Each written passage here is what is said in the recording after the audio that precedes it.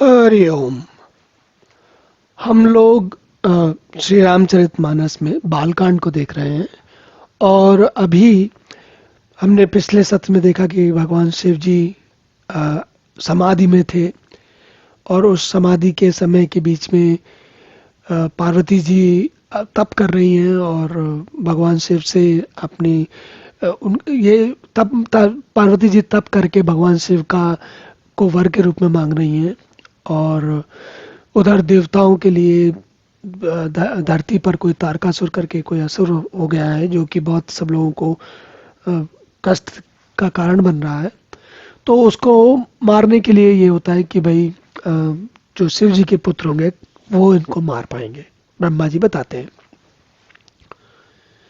तो अब इसके बाद हमने देखा कि वो देवता जो है शिव जी की समाधि को तोड़ने के लिए कामदेव को भेजते हैं।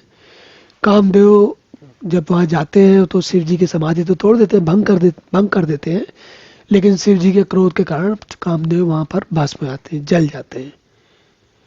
और पिछले सत्र में देखा हमने कि जब उनकी कामदेव की पत्नी जो रति है वो रोती बिलखती गई जब भगवान शिव के पास, तो उन्होंने उनको का वरदान दिया कि भाई चिंता की बात नहीं है।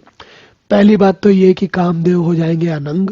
अनंग मतलब जो बगैर किसी शरीर के, उनके कामदेव का शरीर नहीं होगा, लेकिन वो जिसको चाहेंगे उसके मन में छा जाएंगे।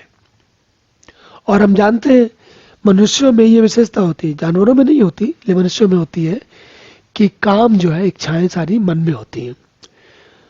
अब आगे क्या हुई बात कि भाई शिव जी तो समाधि से उठ गए। अब उठने के बाद देवता लोग जो है उनसे जाके क्या कहते हैं, कहते हैं यह उत्सव देखिए भरे लोचन, सोई कछु करो मदन मद मोचन, काम उजार रति कहूँ बर दीना, कृपा सिंधु यह अति बल कीना। तो देवता लोग हैं, देखिए उन्होंने ही सारी लड़ाई लगाई है, गड़बड़ उन्होंने नहीं किया था, उन्होंने ही कामदेव को भेजा था।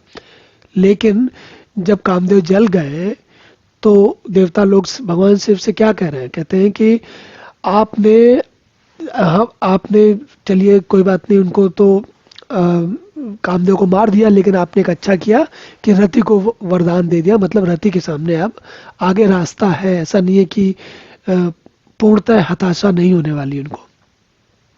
तो कहते हैं कृपा सिंधु है अति बल कीना, बहुत अच्छा किया आपने, अति बल कीना, ऐसा भला किया आपने। फिर कहते हैं हे नाथ।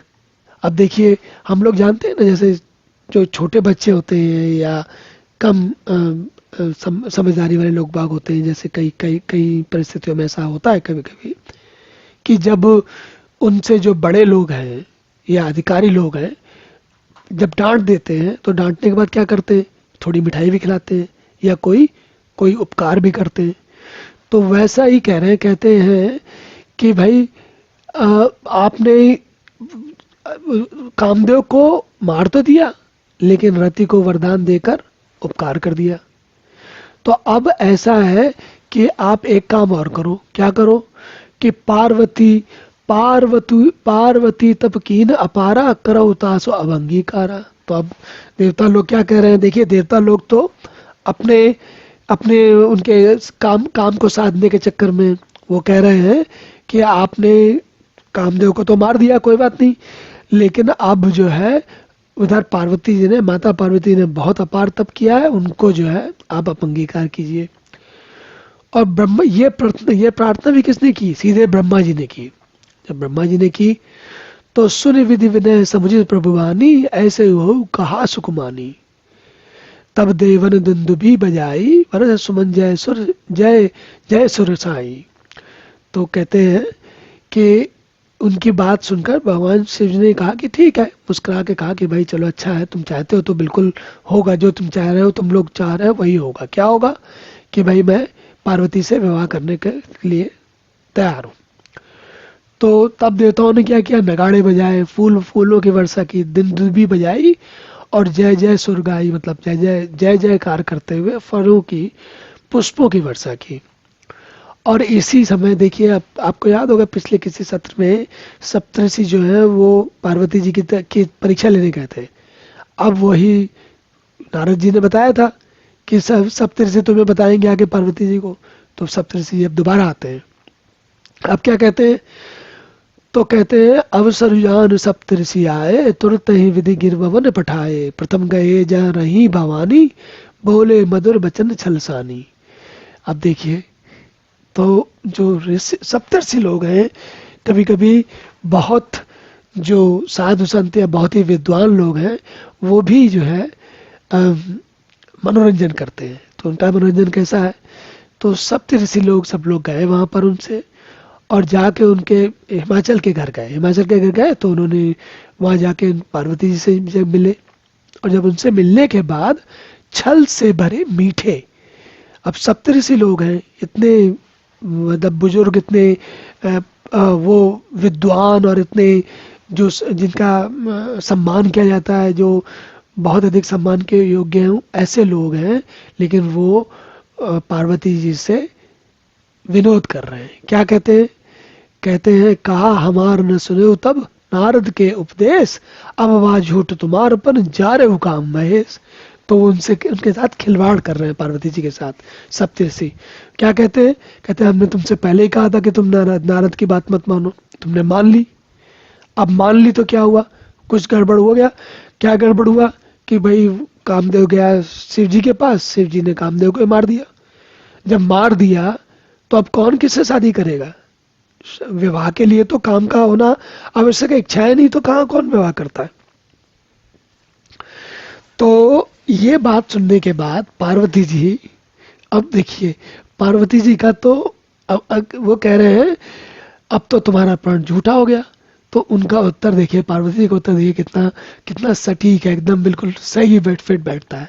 और ये बात तुलसी क्या कह रहे हैं, देखिए यही तुलसी के जो रामचरितमानस है, उसका आनंद यही है कि वो बहुत गंभीर बात कहने जा रहे हैं, लेकिन उसके पहले उन्होंने माहौल बिल्कुल हल्का कर दिया, बिल्कुल हल्का फुल्का कर दिया, ऐसा कर दिया कि समझ में नहीं आया क्या बात हो गई।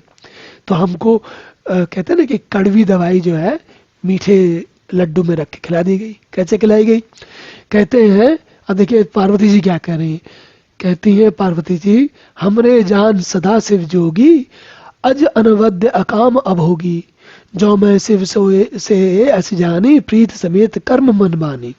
आप सोच के देखिए, आप ये महिमा देवताओं की है और गोस्वामी तुलसीदास जी की भी है। कैसे शब्दों का और कैसे किसके ऊपर क्या लगाते हैं, इसका आनंद कुछ अलग ही है।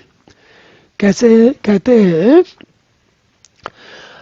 तुम कह रहे हो कि वो शिव शिव आप लोग, पार्वती जी सप्तऋषि से कह रही हैं, आप लोग कह रहे हो कि शिव जी जो है वो अभी तक क्या उन्होंने नारद उन्होंने सप्तऋषि ने कहा ना कि भाई कामदेव चला गया तो अब शिव जी विवाह कैसे करेंगे। तो पार्वती जी कह रही हैं, तुम क्या समझते हो कि अभी तक, देखिए ऊपर कहते हैं अभी लगी शंभु रहे से विकारा। तो आप पार्वती जी कह रही हैं सप्तऋषि से कि तुम लोग क्या समझ रहे हो, अभी तक क्या शंभु भगवान शिव जो है वो विकारी थे, उनके अंदर खोट था, उनको नहीं पता था, उनके उनके अंदर कामनाएं थी। तो फिर कहती है, उसके बाद कहती है तो हमने तो जो है अज अनवद्य अकाम अभोगी, पार्वती जी कहती है मैं तो उनको अजन्मा और अनादि और अकाम और अभोगी वही जान के उनका वर करना चाहती हूँ। तो यहां पर कुछ लगता नहीं है कि कुछ उल्टा पुल्टा हो गया।